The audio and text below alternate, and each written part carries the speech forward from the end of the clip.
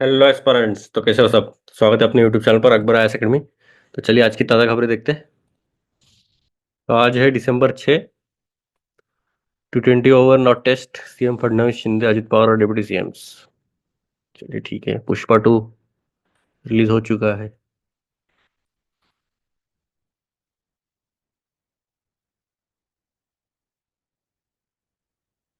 चलिए, the state strikes back. The digital world is now the real world and it's time we started treating it that way. Deep divide marks vision of minimum government reality of Nehruvian impulses in recent policies.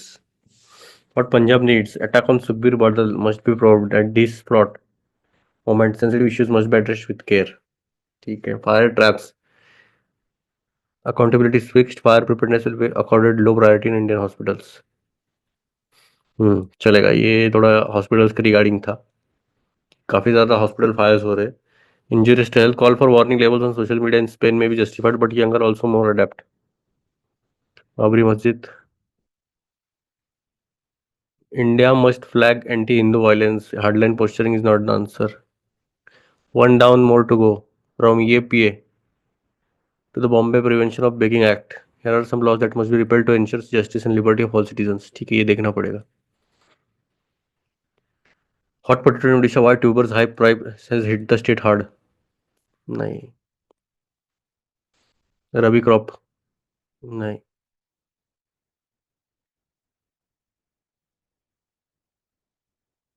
Day night test today. चलिए फिर देखते हैं अभी। UAPA वाला देखते हैं पहला। ये देख सकते हैं, वैसे नहीं, चांसेस कम ही है। फायर ट्रैप्स देखेंगे। चलिए, दो दो तो आर्टिकल है वैसे, दोनों को देख लेते हैं।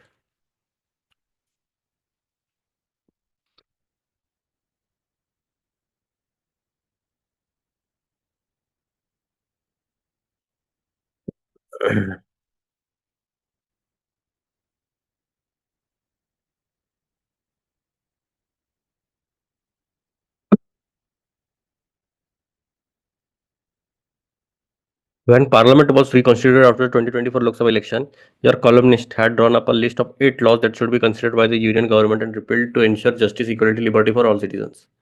जैसे ही 2024 के लोकसभा इलेक्शन हुए थे, तो 8 लॉज ऐसा इन्होंने कंसिडर किया था कि जो सेंट्रल गवर्नमेंट है, तो उन्होंने रिपील करना चाहिए ताकि जो है जस्टिस, इक्वलिटी और लिबर्टी दिया जा सके सभी सिटीजन्स के लिए। Now with the winter session of the parliament half way through, let us add 4 more items to that list. और 4 आइटम्स इसमें डालने वाले। Anti conversion laws, prohibition for police custody in the Bharatiya Nagarik Suraksha Sanhita, unlawful activities prevention act, the Bombay prevention of begging act. ये 4 laws इनके हिसाब से और आने चाहिए इसमें। These laws disproportionately harm marginalized communities, restrict personal freedoms and violate constitutional safeguards. तो वही तो प्रॉब्लम है। सभी जो एक्चुअली देखा जाए तो जो मार्जिनलाइज कम्युनिटीज है उनको बहुत ज्यादा हार्म पहुंचाते हैं ये। इवन पर्सनल जो फ्रीडम है उनका, वो भी रिस्ट्रिक्ट करते हैं। और जो कॉन्स्टिट्यूशनल सेफगार्ड्स है उनको भी वायलेट करते हैं ये। It is time for parliament to deliberate critical reassess and repeal these laws to uphold democratic values and protect the rights of all citizens. अभी एंटी कन्वर्जन लॉज के रिगार्डिंग देखते हैं। Anti conversion laws date back to the 1960s, but there have been some recent instances of passing these laws in the states of Gujarat, Madhya Pradesh, Uttarakhand, and Uttar Pradesh. These laws undermine the fundamental rights of freedom of religion, privacy guaranteed by the Constitution under Article 21 and 25। देखो, anti conversion, देखो अगर कोई किसी को convert भी होना है तो उसका वो निजी मामला है। आर्टिकल 21 है, राइट टू लाइफ और पर्सनल लिबर्टी। उसकी जो लाइफ रहेगी उसके हिसाब से वो डिसीजन लेगा। And even freedom of religion भी है, उसको जो भी रिलीजन प्रोफेस करना है वो कर सकता है। तो अभी इसका उल्लंघन वो हो रहा है क्योंकि एंटी कन्वर्जन लॉज की वजह से। By requiring prior notice or state approval for conversions, these laws impose paternalistic restrictions, often leading to harassment, communal tensions, and violation of individual autonomy. They disproportionately target interfaith marriages and perpetuate discriminatory stereotypes like love jihad. अभी कुछ ना कुछ तो नाम डाल के उसको बदनाम करने की कोशिश करेंगे कि भाई ये गलत है, ये है, वो है। और एक पर्टिकुलर कम्युनिटी को टारगेट करते हैं जनरली, आपको पता ही रहेगा, ये नाम से तो समझ में आ गया रहेगा। These laws promote a surveillance. By the way, इसका मुझे मीनिंग, एग्जैक्ट मीनिंग पता है आपको क्या है? ये जिहाद का मीनिंग मतलब क्या है पता है? जो भी बुराई है उसको खत्म करना है। ठीक है, ऐसा कुछ नहीं कि जो आप समझ रहे हो नॉन हिंदू है, मतलब नॉन मुस्लिम जो है उनको खत्म करना है, ऐसा कुछ नहीं है। पुलिस कस्टडी इन भारतीय नागरिक, तो ये तो समझ में आ गया एंटी कन्वर्जन लॉस के रिगार्डिंग। अभी हम देखते हैं Bharatiya Nagarik Suraksha Sanhita. In the new hurriedly legislated criminal laws, the words otherwise than in the detention of the police has been deleted from the section that talks about police custody. Under the previous framework, police custody was limited to 15 days within the initial period, irrespective of the overall custody period. This limitation is a crucial safeguard against the misuse of power and custodial abuse. However, the new provision effectively allows the 15-day custody period to be fragmented and spread across the entire remand period. This means an individual could be repeatedly subjected to police custody at intervals throughout the 60 or 90 days. Depending on the gravity of the offense, this can potentially lead to prolonged and intermittent custody, increasing the risk of custodial abuse, violation of individual rights, वही रहेगा, and undermining safeguards arbitrary detention. देखो अभी क्या हो रहा था, police जो custody रहती है तो इसमें पहले प्रावधान था कि जैसा पुलिस को लगेगा वैसा, otherwise then in the detention of police. मतलब क्या, पुलिस कस्टडी जो है वो लिमिटेड किया गया था 15 दिन के लिए, मतलब 15 दिन के लिए वो टॉर्चर वगैरह कर सकते हैं, इनडायरेक्टली बोलना चाहते हैं ये। तो ये जो सेफगार्ड है वो पूरा मिसयूज करता है पावर का, और कस्टोडियल अब्यूज को भी देखा जाता है इसमें। अगर देखा जाए तो 15 डे की कस्टडी जो है वो बार बार इसको बुलाया जा सकता है इंडिविजुअल को। मतलब क्या, 60 और 90 दिन के अंदर अंदर इंटरवल में ये पुलिस कस्टडी में फिर से बार बार बुला के उसको जितना हीनियस ऑफेंस रहेगा उसके हिसाब से उसको टॉर्चर किया जा सकता है। कस्टडियल अब्यूज ज़्यादा रिस्क होते हैं इसमें, तो ये चेंज करने की जरूरत है इनके हिसाब से। तो सही भी है। Unlawful activities prevention. UAPA poses a grave threat to fundamental rights and democratic freedoms in India. By criminalizing free speech and dissent, it undermines Article 19 and 21 of the Constitution, which guarantees freedom of expression and the right to life and liberty. The law defines unlawful activity very vaguely, which allows the government to designate individuals or organizations as terrorists without a fair trial. देखो, unlawful activity मतलब क्या, जो law के हिसाब से नहीं चल रही वो एक्टिविटी। अभी जो इसका जो मीनिंग है वो बहुत वेगली डिफाइन किया है। तो इसका मतलब जो इंडिविजुअल्स कुछ भी अनलॉफुल एक्टिविटीज कर रहे हैं तो उसको सीधा टेररिस्ट ही घोषित कर रही है बिना किसी फेयर ट्रायल के। तो ये बहुत ही डेंजरस है, क्योंकि जो फ्री स्पीच है उसको भी एक अंडरमाइन कर रहा है ये। This has enabled arbitrary application of the provisions in targeting activities, journalists and students. The UAPA further erodes due process by allowing property seizures and detention without charge for up to 180 days. The law's misuse is amplified by its dismal conviction rate of only 2.8%. This highlights that most individuals subjected to the UAPA endure prolonged incarceration without need for substantial evidence. अगर देखा जाए तो law को बुरी तरह misuse करके बस conviction देखो 3% है। मतलब क्या, अप्रूवल रेट अगर 100 किसी को पकड़ा गया है 100 लोगों को, तो उसमें से बस 3 लोग ही है जो ये मतलब एक डेंजर क्राइम कर रहे हैं। इसलिए ये वॉइड करता है right to fair trial. Fair trial हो रहा नहीं under article 22। Tarnishes India's commitment to justice and equality. The UAPA in its current form creates a draconian environment where dissent is criminalized and fundamental freedoms are denied to citizens. The Bombay Prevention of Begging Act 1959, according to the census of 2011, there were 4,13,670 people who were begging in India. The Bombay Prevention of Begging Act 1959 treats begging as a crime, using begging definitions as found in Section 2(1) to include asking for alms or performing on streets for money. This unfairly targets the poor and informal workers. देखो, एक है prevention of begging act है, Bombay act का, Bombay begging act है ये। तो इसमें जो बेगिंग जो है उसको क्राइम बताया गया है और उसमें बहुत सारे बेग डेफिनेशंस दिए हैं। इसके अंडर एक सेक्शन है 2(1) करके, तो उसमें जो जो स्ट्रीट्स पर परफॉर्म कर रहे हैं या फिर जो भीख मांग रहे हैं, इन शॉर्ट आर्म्स बोलते हैं, आस्किंग फॉर आर्म्स, तो वो भी इनको जो ये मतलब एक बेगिंग एक्ट जो है वो क्राइम माना गया है। Provisions like Section 5, which allows people caught begging to be detained for up to 3 years in overcrowded certified institutions, strip individuals of their dignities. Similarly, Section 11, which permits arrest without a warrant, opens the door to misuse and harassment. देखो, ऐसे कुछ कुछ section है इसमें, सीधा 3 साल के लिए उनको डिटेन किया जा सकता है, प्लस उनको विदाउट वारंट भी पकड़ा जा सकता है। सेक्शन 11 और सेक्शन 5 ये दोनों भी डेंजरस है। मतलब गरीब लोगों का कितना भी मतलब एक्सप्लॉइटेशन कितने हद तक हो सकता है ये देख सकते हो अभी। इवन एक्चुअली ये देखा जाए तो ये पूरा 59 ऑलमोस्ट, ये बाद में जैसे मुझे पता नहीं, अभी इंडिपेंडेंस के बाद भी ऐसे की लॉज बना रहे हैं। Instead of addressing root causes like homelessness and unemployment, the act punishes people for their poverty. अभी वो गरीब है इसके लिए वो पनिश कर रहे हैं उनको, ना कि वो रूट कॉज नहीं देख रहे कि भाई वो उनके पास घर क्यों नहीं है, उनके पास एम्प्लॉयमेंट क्यों नहीं है। वो छोड़ के वो देख रहे हैं कि भाई ये पुअर है तो इसके लिए उसके ऊपर। By criminalizing acts of survival, the act violates basic rights like right to life, freedom of movement and expression, while disproportionately harming the poor, violating the right to equality before the law. It shifts focus away from the government's responsibility to address poverty, ignoring why people are forced to beg. Repealing this harsh, outdated law would allow a more humane approach, treating poverty as a social issue and helping vulnerable with dignity and care.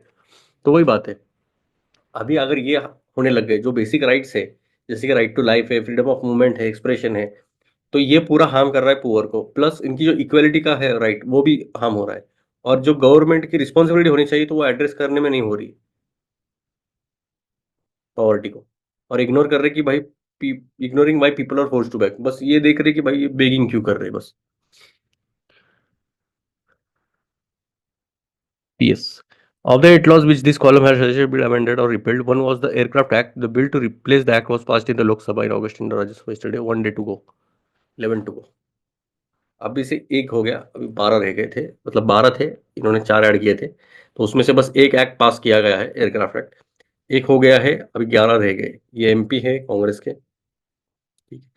मुझे लगा नहीं किधर कि भाई वो किसी एक particular community के लिए या फिर पर्टिकुलर पार्टी के लिए टारगेट करे, अच्छे सजेशन दिए उन्होंने कि भाई इस पर काम होना चाहिए, ना कि पॉलिटिकल लेके चल गए कि भाई इन्होंने कुछ किया ही नहीं और ऐसे हो रहा है वैसे हो रहा है। अभी हम देखते हैं हॉस्पिटल के ट्रैप्स, फायर ट्रैप्स के ऊपर क्या क्या बोलना है इनका। Hospitals have a complex environment with vulnerable patients, hazardous materials, and sensitive equipment. That's why the National Building Code has devoted an extensive chapter to fire safety in hospitals. The National Disaster Management Authority also has guidelines to fireproof medical centers. देखो जब building बनती है ना, तो specially अगर देखा जाए तो एक नेशनल बिल्डिंग कोड रहता है, तो उसमें एक एक्सटेंसिव चैप्टर है कि भाई फायर सेफ्टी होनी ही चाहिए हॉस्पिटल्स में, और नेशनल डिजास्टर मैनेजमेंट अथॉरिटी के गाइडलाइंस में भी फायर प्रूफ मेडिकल सेंटर्स होने चाहिए।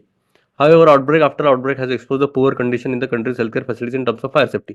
अभी इतने आउटब्रेक हो रहे, इतने जान चली जा रहे, फिर भी इसमें कुछ हो रहा नहीं, तो इसका ये दिखता दर्शाता है कि हमारी जो हेल्थ केयर फैसिलिटीज के अंदर जो फायर सेफ्टी है उसमें बहुत पुअर कंडीशन है। From the inferno that snuffed out more than 90 lives at कोलंबरी हॉस्पिटल इन 2011 में 90 जाने गई।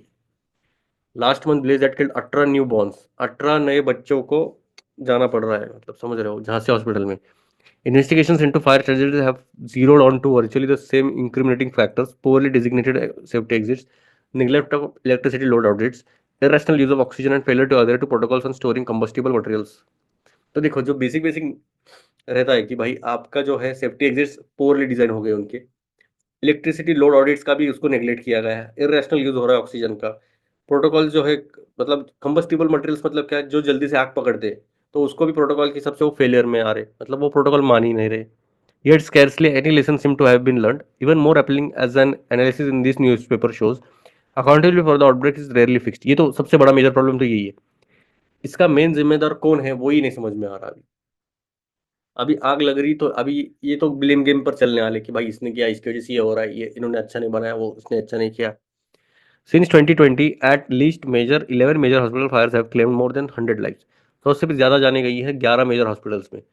In all but one of these cases, hospital owners or heads are out on bail. अभी जो भी हॉस्पिटल ओनर है सीधा बेल पे आउट हो गए, मतलब समझ सकते हो अभी।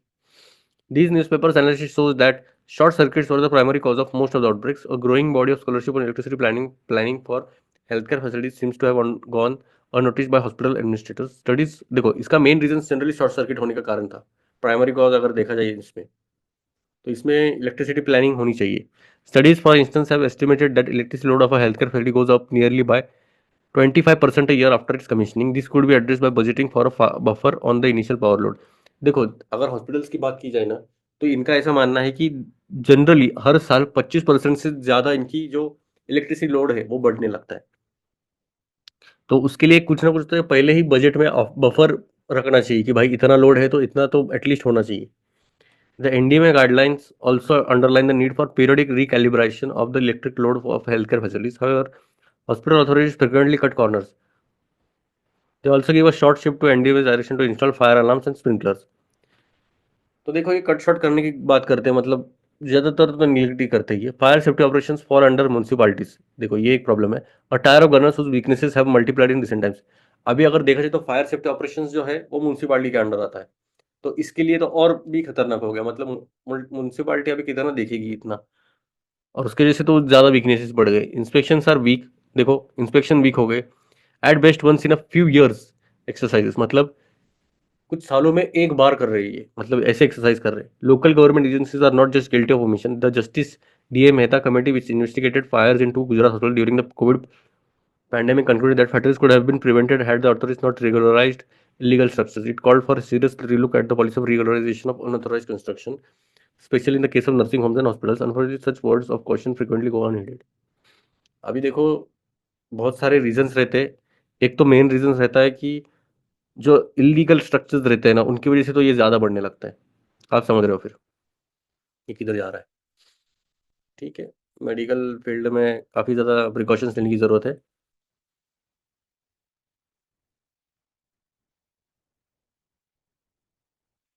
अगर हॉस्पिटल ही सेफ नहीं रहेंगे तो फिर क्या कैसे होगा।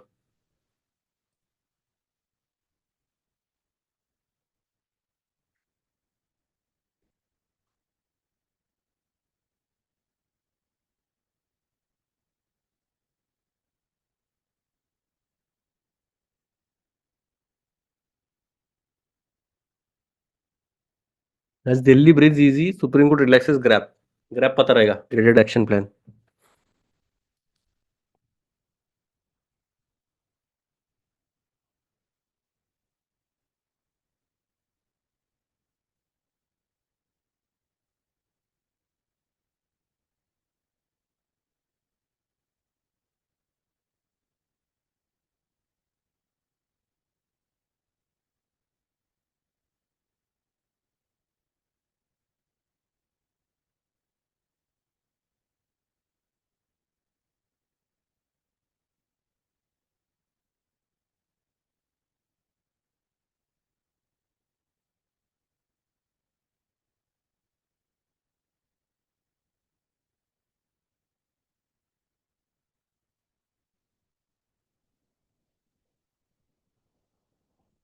प्रीमियर स्टैम्पेड में एक महिला की जान गई, अल्लू अर्जुन।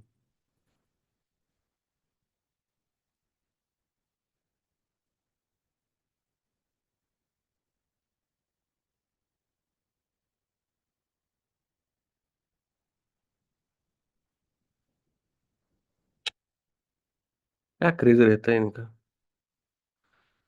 बच्चे की भी जान गई और माँ की भी जान गई है।